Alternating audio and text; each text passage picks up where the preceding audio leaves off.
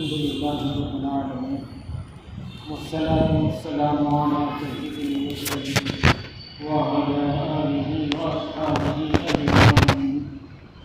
أما بعد فإن أصدق الحديث كتاب الله وخير الهدي هدي محمد صلى الله عليه وسلم وشر الأمور محدثاتها وكل محدثة بدعة وكل بدعة ضلالة وكل ضلالة في النار. فقد قال الله تبارك وتعالى في كلام المجيد والفرقان الحميد. أعوذ بالله من الشيطان الرجيم. بسم الله الرحمن الرحيم. فإذا قضيتم الصلاة فاذكروا الله قياما وقعودا وعلى جنوبكم فإذا اطمأننتم فأقيموا الصلاة إن الصلاة كانت على المؤمنين كتابا موقوتا. صدق الله العظيم. اللهم صل على سيدنا محمد وعلى آل سيدنا محمد وبارك وسلم. اللهم صل على سيدنا محمد وعلى آل سيدنا محمد وبارك وسلم. اللهم صل على سيدنا محمد وعلى آل سيدنا محمد وبارك وسلم.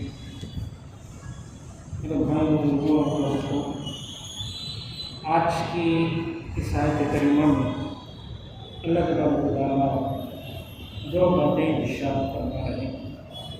ایک تو نماز اپنے وقت پر فرض ہے، اور دوسری بات نماز پڑھ کر بھی اللہ کا ذکر کرو، کثرت سے کرو. دو چیزوں میں نماز اپنے وقت پر فرض ہے، اس کے متعلق بات یہ ہے حضرت جبرائیل علیہ السلام کو اللہ تبارک و تعالیٰ نے دو مرتبہ زمین پر بھیجا. پہلے دن اول وقت میں آیا، دوسرے دن آخر وقت میں آیا. ایک نماز کا وقت کب شروع ہوتا ہے اور کب ختم ہوتا ہے. ہمارے مولانا صاحب کا تحقیق صاحب یہ بھی جانتے ہیں. مستقل عالم کورس میں ایک سبجیکٹ ہے جس میں نماز کے اوقات نکالنے کا طریقہ سکھایا جاتا ہے. اس کے لیے بیسیکلی دو چیزوں کی ضرورت پڑتی ہے بنیادی طور پر. ایک کا نام ہے علوم البلد اور ایک کا نام ہے ارض البلد. کسی بھی جگہ کا لوکیشن ہوتا ہے تو اس کا ایک نمبر، جیسے گھر کو ڈور نمبر ہوتا ہے تو اس کا زمین میں لمبائی کے اعتبار سے ایک نمبر، چوڑائی کے اعتبار سے ایک نمبر، اس کو بنیاد بنا کر اوقات الصلاۃ نکالتے ہیں. یا کوئی ایک چیز درمیان میں اس طرح رکھیں، پھر اس کے بعد لائٹ کی روشنی اوپر رکھو، گویا وہ سورج ہے، اس کی چھاؤنی اس سے ایک گنا یا دو گنا زیادہ ہونے کی بنیاد پر. تو لمبی باتیں ہیں، بہت ہی گہری باتیں ہیں. آسانی سے سمجھ میں آنے والی بات، یہ ہمارے سامنے ایک چارٹ ہے نماز کے ٹائمنگس کا. اس میں نماز کے ٹائمنگ شہری کنٹرول کے کیا کیا ہیں لکھ کر ہے. پہلا جو کھانا ہے تو صادق کا کہ فجر کی نماز کے شروع ہو سکتا ہے، کتنے بجے نماز شروع ہوگی. دوسرا جو کھانا ہے یہ طلوع آفتاب کا، یعنی کہ اتنے بجے نماز کا وقت ختم ہوتا ہے. آج کیا تاریخ ہے؟ سپٹمبر کی 5 تاریخ ہے.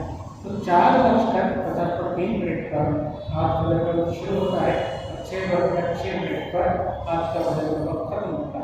فجر کا وقت ختم ہونے کے بعد 1:25 کا موقع دے کر اشراق کی نماز پڑھتے ہیں. اب اس کے بعد ظہر کا جو وقت ہے زوال کے بعد کب شروع ہوتا ہے؟ آج کی تاریخ میں 12:16 پر شروع ہوتا ہے. اور عصر کے وقت میں ہر ایک چیز کی چھاؤنی ایک گنا یا دو گنا ہونا اس کے اعتبار سے. تو امام ابو حنیفہ رحمہ اللہ کے اعتبار سے 4:41 پر عصر کا وقت شروع ہوتا ہے. تو 4:41 سے پہلے تک ظہر کا وقت رہتا ہے. اور اثر شافعی امام شافعی رحمہ اللہ کے نزدیک 3:35 تک کا وقت ہے ظہر کا. اور 3 وقت ظہر کا وقت ختم ہوا، عصر کا وقت شروع.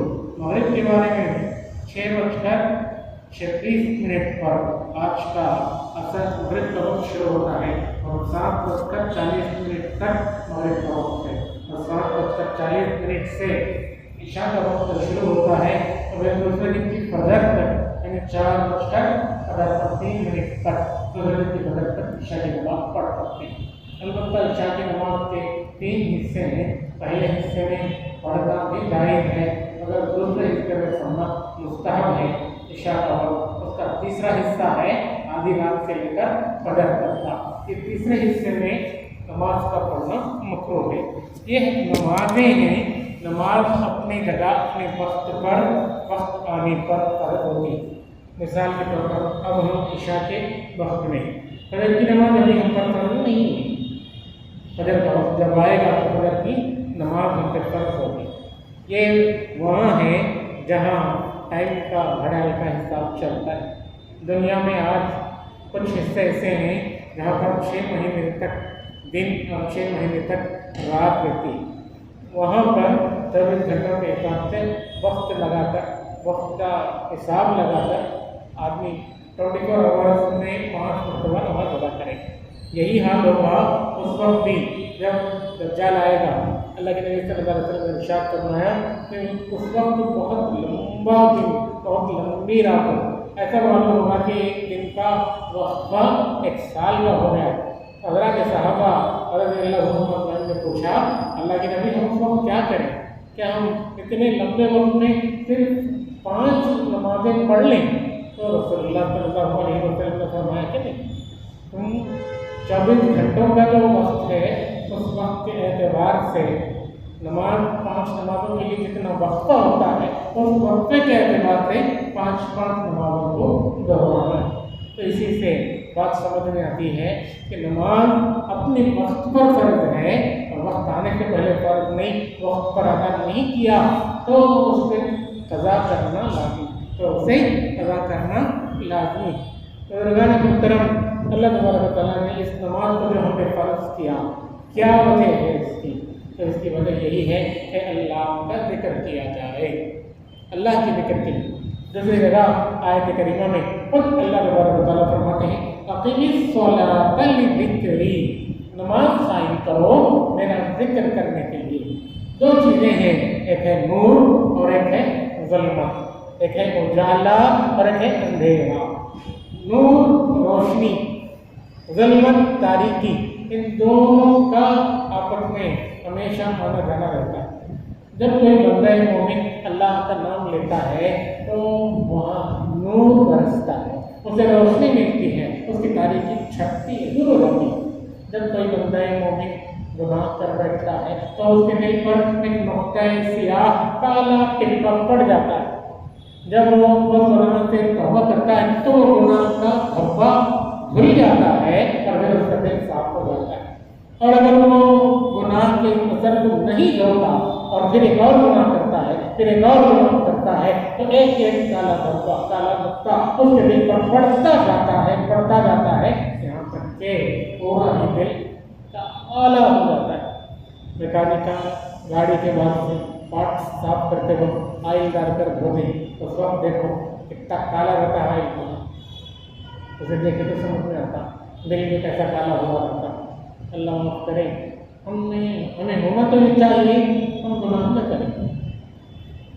आसमान पूरे टूट पड़े, ज़मीन फट जाए, एक छोटी बात होती, अल्लाह की नाफरमानी करेंगे उससे भी बड़ी बात। अल्लाह का हुक्म नहीं करो, लेकिन क्या करें, हमारे साथ नफ्स भी है, शैतान भी है, उनसे वो हमेशा जंग करते रहते हैं, हमारे पैर फिसलते हैं। अल्लाह तबारक व तआला ने हमारे लिए सफाई का, धुलाई का बेहतरीन इंतजाम किया। तब कर लो तो धुल जाओगे, साफ हो जाओगे।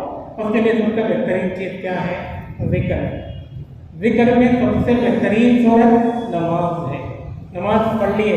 पिछली आयतों में सलातुल खौफ का और इसी तरह नमाज सफ़र में कसर करना है, इसका तज़किरा हो। अब अल्लाह बोल रहे हैं, जब डर दूर हो गया, जब तुम्हारा सफ़र ख़त्म हो गया, अपने मुकाम को पहुँच गए, सफ़र में 2 रकात पढ़ रहे थे ना, अब 4 रकात पढ़ो, पूरे 4 रकात पढ़ो।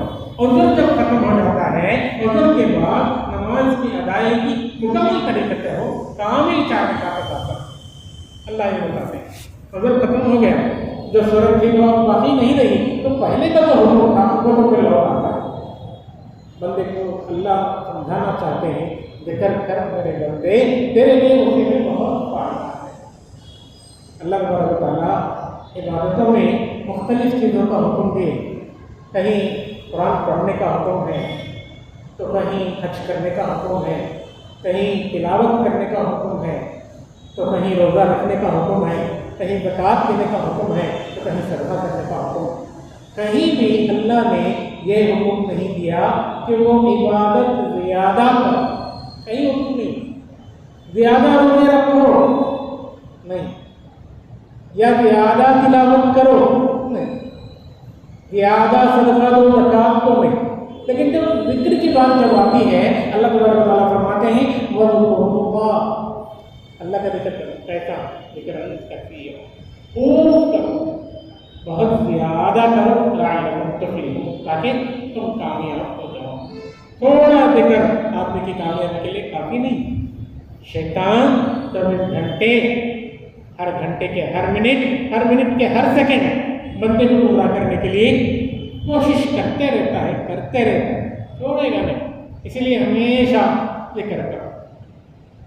اما عائشہ رضی اللہ عنہ سے روایت ہے, فرماتی ہیں رسول اللہ صلی اللہ علیہ وسلم ہمیشہ ذکر کرتے تھے.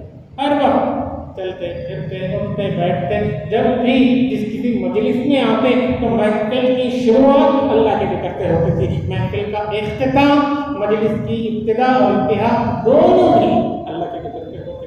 حتیٰ کہ اٹھتے ہوئے تو سارے مجلس کی دعا پڑھنا بھی منقول ہے. ہم دیکھتے ہیں عام طور پر تعلیم میں جب حدیثیں پڑھتے ہیں ان کی تشریح پڑھی جاتی ہے تو اس کے وقت وہ کفارہ مجلس کی دعا پڑھتے ہیں. بزرگان محترم, ترمذی شریف میں ان ساری چیزوں کی بہت تفصیل کے ساتھ حدیثیں. ذکر ایک ہے زبانی ذکر اور ایک ہے قلبی ذکر. زبانی ذکر زبان سے بولنا اللہ اللہ سبحان اللہ الحمدللہ ولا الہ الا اللہ واللہ اکبر. زبانی ذکر کے لیے وضو تو بہت بہتر ہے, نہ بھی ہو تو قلبی ذکر تو کر سکتے ہیں. قلبی ذکر کیا, استنجا میں جانے سے پہلے دعا پڑھ کر جانا, بھول گئے تو کیا کرنا, وہاں جا کر وہ دعا پڑھ رہا ہوں یہ سوچ لینا, یہ قلبی ذکر ہے. ایک تو یہ ہے. دوسرا یہ قلبی ذکر اللہ کے نعمتوں کو, اللہ کے احسانات کو سوچنا دل کے اندر اور ان کے بارے میں غور و فکر کرنا. ایک چھوٹا پنکھا ہے فین, جب تک کوئی بٹن نہیں ڈالتا وہ فین نہیں چلتا.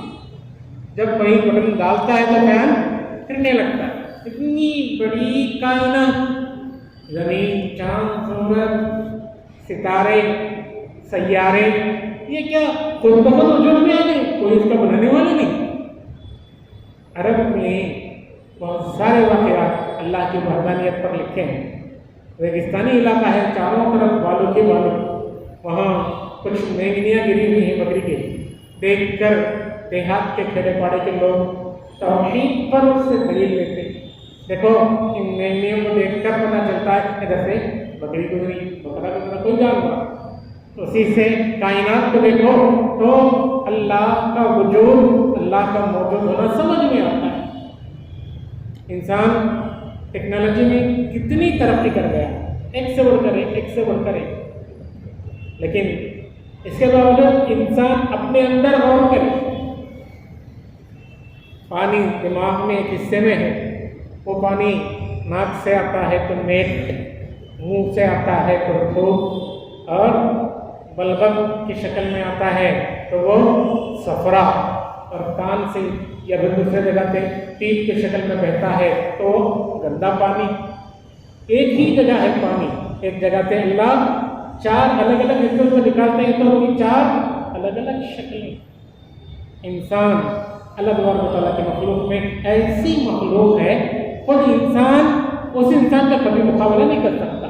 خلقت میں, پیدائش اور بناوٹ میں کیا کیا بنا دیا, کمپیوٹر, فون, انٹرنیٹ, میڈیکل کے لیے ایک سے بڑھ کر ایک ایکوپمنٹ, مشین کے مشین, لیکن انسان اپنے بارے میں غور کرے.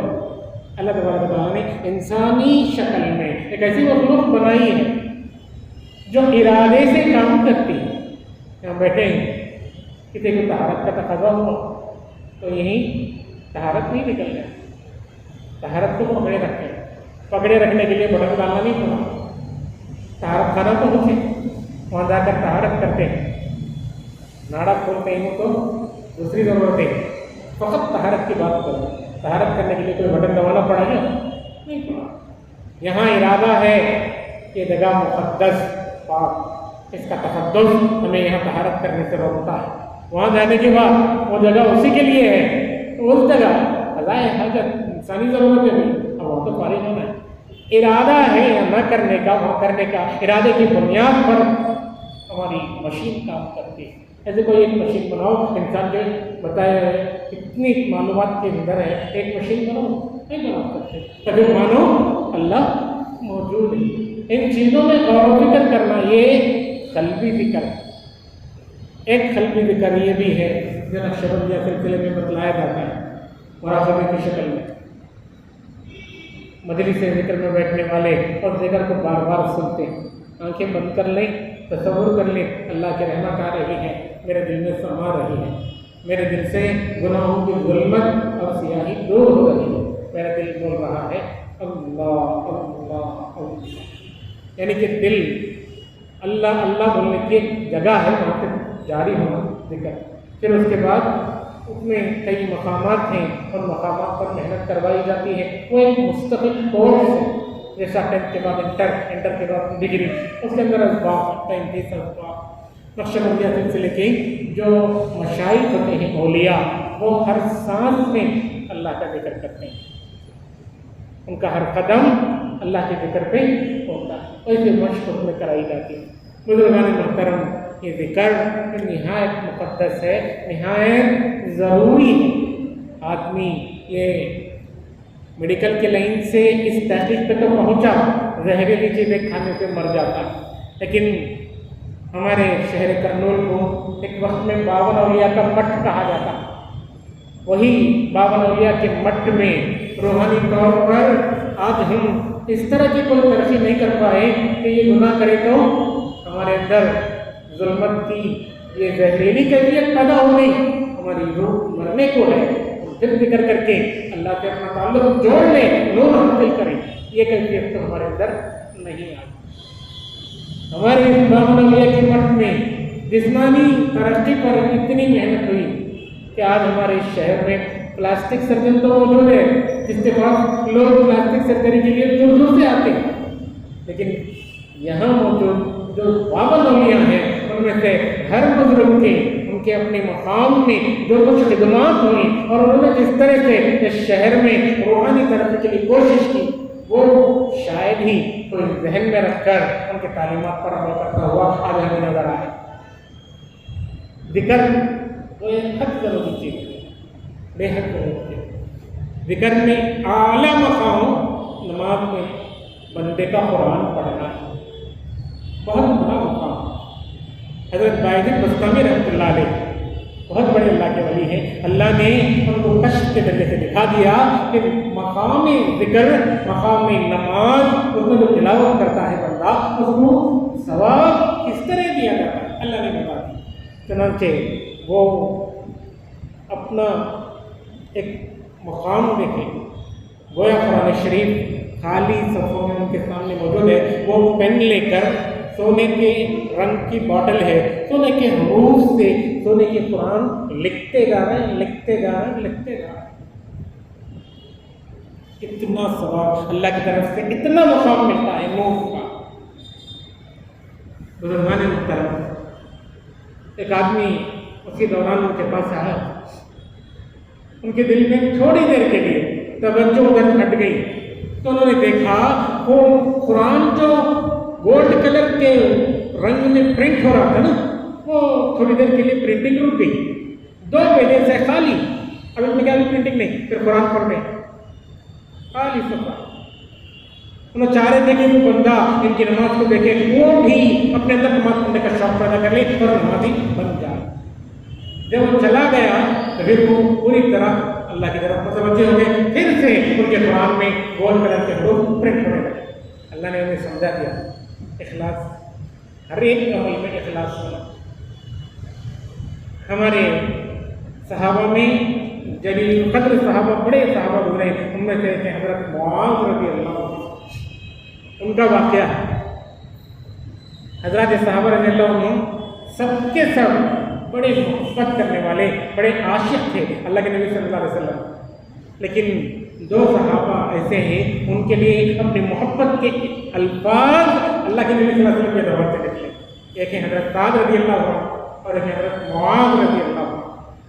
کتنے صحابہ نے کہا اے اللہ کے نبی میرے ماں باپ آپ پر قربان، میرے ماں باپ آپ پر قربان، لیکن ایک وقت تھا اللہ کے نبی صلی اللہ علیہ وسلم نے ایک صحابی رضی اللہ عنہ سے کہا میرے ماں باپ آپ پر قربان۔ جنگ کا موقع تھا، وہ تیر چلا رہے ہیں اور ادھر سے آنے والے دشمن ان کے تیروں کی وجہ سے قدم لڑکھڑا رہے ہیں، آگے آ نہیں پا رہے، ان کی ہمت پست ہو رہی۔ یہ منظر دیکھے رسول اللہ صلی اللہ علیہ وسلم نے فرمایا اور تیر برسا اور تیر برسا، خوب تیر مارو، ارمی یا سعد ارمی فداک بأبی و امی، تو پر میرے ماں باپ قربان، اے سعد خوب برساتی۔ دوسرا موقع ہے حضرت معاذ رضی اللہ عنہ۔ حضرت معاذ رضی اللہ عنہ کو انہوں نے یمن بھیجا داعی بنا کر، وہاں جانا، دین کی دعوت دینا، خصوصی کچھ نصیحتیں فرمائیں، بشرا ولا تنفرا یسرا ولا تعسرا۔ ایسا اے معاذ جب تم پہنچو جہاں بھیج رہا ہوں وہاں اس مقام پر تو لوگوں کے ساتھ آسانی کا معاملہ کرنا، مشکل والا معاملہ مت کرو، لوگوں کے ساتھ محبت کا معاملہ کرنا، نفرت والا معاملہ نہ کرنا۔ یہ سعد حضرت سعد رضی اللہ عنہ بڑے جلیل القدر صحابی، ان کے مختلف حدیثوں میں ایک حدیث ہم سب کے لیے بڑی امید والی حدیث ہے۔ اللہ کے نبی صلی اللہ علیہ وسلم کے ساتھ پیچھے بیٹھے تھے، جیسے گاڑی میں ایک آدمی ڈرائیو کرتا ہے تو پیچھے ایک آدمی بیٹھتا ہے، اس سے ردیف کہتے ہیں۔ قلت ردفا للنبی صلی اللہ علیہ وسلم، حضرت سعد رضی اللہ عنہ کہتے ہیں میں سواری میں اللہ کے نبی صلی اللہ علیہ وسلم کے پیچھے بیٹھا ہوا تھا، انہوں نے 3 مرتبہ مجھ سے سوال کیا یا معاذ، ارے وہ معاذ سن رہی؟ 3 بار بولا، میں تینوں بار بولا لبیک وسعدیک یا رسول اللہ، لبیک وسعدیک یا رسول اللہ، لبیک وسعدیک یا رسول اللہ، میں حاضر ہوں، میں حاضر ہوں، لبیک میں حاضر ہوں۔ فرمائیے رسول اللہ صلی اللہ علیہ وسلم نے فرمایا جو بندہ سچے دل کے ساتھ کلمہ پڑھتا ہے لا الہ الا اللہ محمد رسول اللہ، وہ سیدھے جنت کو پہنچتا ہے۔ سبحان اللہ۔ ہم سے گنہگاروں کے لیے یہ بہت بڑی امید والی حدیث ہے۔ بزرگان محترم، یہی سعد رضی اللہ عنہ جب ایک مرتبہ اللہ کے نبی صلی اللہ علیہ وسلم سے ملے تو ان کے لیے رسول اللہ صلی اللہ علیہ وسلم نے فرمایا یا معاذ واللہ انی لأحبک، اے معاذ اللہ کی قسم میں تم سے محبت کرتا ہوں، اے معاذ اللہ کی قسم میں تم سے محبت کرتا ہوں۔ جب دل میں محبت ہوتی ہے اس کا اظہار بھی ہوتا ہے۔ ان سے رسول اللہ صلی اللہ علیہ وسلم نے ذکر کی تعلیم دیتے ہوئے فرمایا دیکھو معاذ، ذکر میں 3 چیزیں ضروری ہیں، ایک ذکر اور ایک شکر اور ایک اخلاص، یہ تینوں ضروری ہیں۔ تینوں میں سے اس سے میں آتی ہے تم یہ دعا یاد کر لینا، اللہم اعنی علی ذکرک و شکرک و حسن عبادتک، اور ہر نماز کے بعد اس دعا کو پڑھتے رہنا۔ پہلے تو محبت کا اظہار، تم میرے خاص ہو، تم میرے محبوب ہو، میں تم سے محبت کرتا ہوں، تمہیں بہت چاہتا ہوں۔ پھر اس کے بعد ان کے لیے زبردست گفٹ دی، ایسا گفٹ جو بہت ہی قیمتی، نہایت عمدہ۔ ذکر کبھی تو زبان سے ہوتا ہے تو کبھی قلب سے، بالکل شکر بھی اسی طرح، شکر اٹھتے بیٹھتے الحمدللہ اللہم لک الحمد، لک شکر، اللہ کا شکر ہے، بار بار شکر ہے۔ شکر کا فائدہ کیا؟ لئن شکرتم لأزیدنکم، اللہ فرماتے ہیں شکر کرو، شکر کرو گے تمہیں اپنی نعمتوں میں خوب بڑھو گی، نعمتیں بڑھا کر دو نعمتوں میں، اللہ فرماتے ہیں۔ ایک شکر جو زبان سے ادا ہوتا وہ شکر لسانی، اور ایک شکر عملی۔ کوئی بندہ ہے بوجھ اٹھا نہیں پا رہا، اسے ذرا ساتھ دو تو اٹھا نہیں، ہر کمزور کو، ہر ضرورت مند کو ان سے جو ممکنہ مدد ہو سکتی ہے وہ ہم اس کی مدد کے طور پر کر دیا کریں، تو یہ شکر عملی کہلاتا ہے۔ بزرگان محترم، اس کے بعد نمبر آتا ہے حسن عبادت یعنی اخلاص کا۔ جیسے ابھی میں بستانی رحمۃ اللہ علیہ کے واقعے میں اخلاص تھا تو پڑھ رہے ہیں آیت سونے کے حروفوں پہ لکھ کے جا رہی، تھوڑی دیر کے لیے اخلاص ہٹ گیا تو صفحہ خالی ہو گیا۔ اللہ کا نام فقط اتنا عمدہ ہے، اتنا عمدہ ہے، جہاں نام لیا جاتا ہے وہاں نور برستا ہے۔ اللہ فرماتے ہیں میرے بندے، میں تیرے گمان کے مطابق فیصلہ کرتا ہوں، تو میرا ذکر کرے گا آدمیوں کے لوگوں کے مجمع میں تو میں تیرا ذکر کروں گا اس سے بہتر فرشتوں کے مجمع میں۔ آج بڑے بڑے پولیٹیکل لیڈرز کے بعد ایک چھوٹے آدمی کا نام لیے وہ چھوٹا آدمی بہت خوش ہو جاتا، اتنا بڑا پولیٹیکل لیڈر میرا نام لیا۔ اللہ تو اللہ بادشاہ کی بادشاہ، جب اللہ کے بعد ہمارا نام لیا جاتا ہے، اے اللہ تیرے بندے نے تیرا ذکر کیا تو ہماری کتنی بڑی خوش نصیبی کی بات۔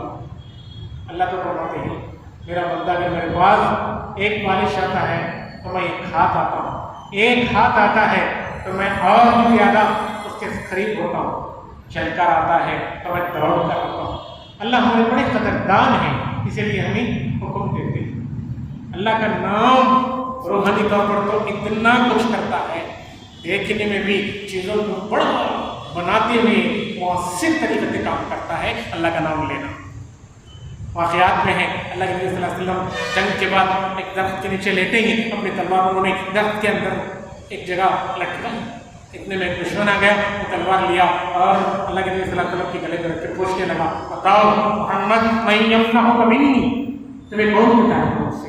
تو صرف اللہ کے نبی صلی اللہ علیہ وسلم نے اتنا کہا اپنے جوار مبارک سے، اللہ اللہ اللہ،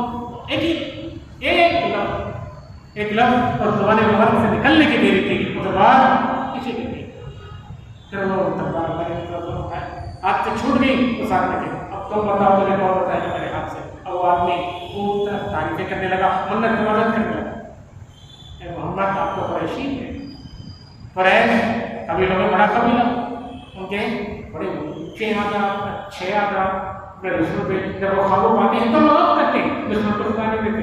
آپ بھی اپنے رسول پہ قابو پائے ہیں، قریشی ہیں، آپ کی شان یہ ہے کہ آپ مجھے معاف کر دیں، رسول اللہ صلی اللہ علیہ وسلم معاف کر دیں۔